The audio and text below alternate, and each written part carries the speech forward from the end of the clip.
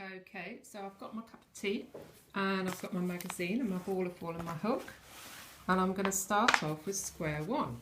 Now the first thing to do is to take the ball from the centre of the yarn, from the centre of the ball. That way you don't get into any tangles later on when you're using more than one colour. And I'm going to leave a tail and make my slip knot there. Okay, shall I do that again? Here we are. I'm going to make a slip knot. So make a loop like that through there. Now there are going to be tutorials on the website, so you can have a look there and see that done much more expertly and in slow motion. Okay, so here's the hook, and I've got my long bit, thread it through my fingers, and I'm ready to go. Now there's my first chain, so yarn over hook, first chain. Now it says in the magazine that I've got to make 20 chains, so better get going along there. So I'm going to make a whole load here, and then well, count them, try and make them all the same size, otherwise you get sort of loops later on.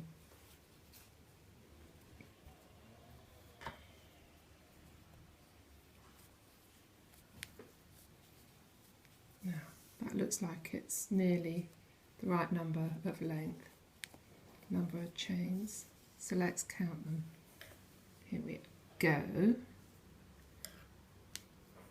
Got 1, 2, 3, 4, 5, 6, 7, 8, 9, 10, 11, 12, 13, 14, 15, 16, 17, 18, 19, 20. Oh, there we are, I did too many. So I'm going to unravel a few. There, I've done 20. Now it says to make a double crochet in the second chain from the hook. So that's 1, 2, so that's this one here. Now look, I've got the 2 bars of the chain over the top of the hook, which means you get a nice firm edge, and then through both loops. There we are, so do it again and under there. You can just go under that top loop there, but whatever you do, make it consistent along the row, otherwise you'll get little bobbles along the bottom edge. There we are, so I'm going to go under 2 again. There we are. So that's me started. I'll come back to you in a minute when I've done a bit more. Okay, so here I am at the end of my second row, and we need to count the stitches. So there should be 19 stitches. So I know we cast on 20, but then if you remember at the beginning, you skip one so that you get up to the height of that first stitch. Now that's technically that's called your standing chain, but you don't need to worry about those now. So when I get to the end of a row, you have to make another chain to get up to the height of the next row. So I've done my 19 stitches. Now make 1 chain, and then I'm going to start again. Look at that one in the bottom. There. So then you carry on.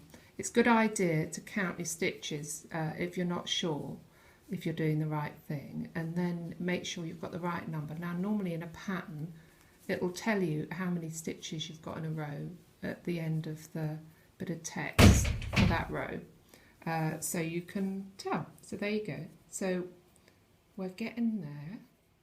How exciting. Okay, so here I am at the end of that row, and you'd think I've got to the end of the row. So I've counted my stitches, but I've only got 18. And I think what it is that, look, I need to go into the top of that one. So that's the chain that I made at the beginning of the last row before that. So I need to go into there just to make that stitch. It's a bit tricky to get into that last one. There we go. Now that can be my last stitch, look, on that row, and then I get a nice neat edge, and I've got 19 stitches. Hurrah! Okay, so here we are. I think I've nearly finished.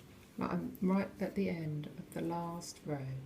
So I'm going to go in there, do that.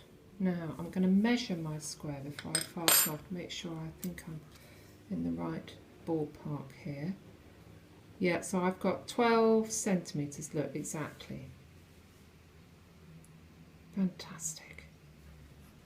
So exciting. So I'm going to snip off, leave a little tail at the end, and then I'm going to snip the yarn and pull the yarn through that last loop with the hook there, and then pull it firmly at the end.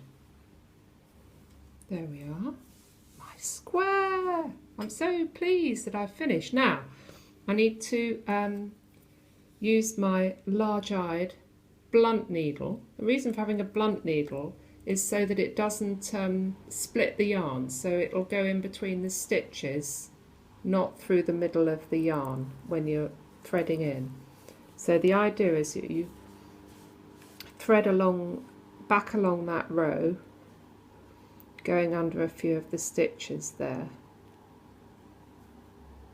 Then I'm going to pull that through.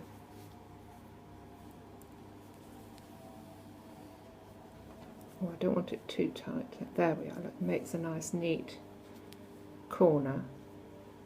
And then I'm just going to snip, pull it a bit tighter there, and then when I snip, the yarn will go back inside there. Look at that. And I have to do the other corner as well. So I'll take that needle again, thread it through this needle. Good job it's got a nice big eye to get the yarn through, otherwise it would be really difficult to thread. So I'm going to go underneath a few of the stitches in that row and pull it through. Nice neat corner. Scissors again. There we are. One square. Isn't that fantastic? Now it says in the instructions I need to label. So I'm going to get a scrap piece of paper here. It doesn't need to be that big. And I'm going to write number 1. It can be a big ceremonial number 1. There it is, number 1.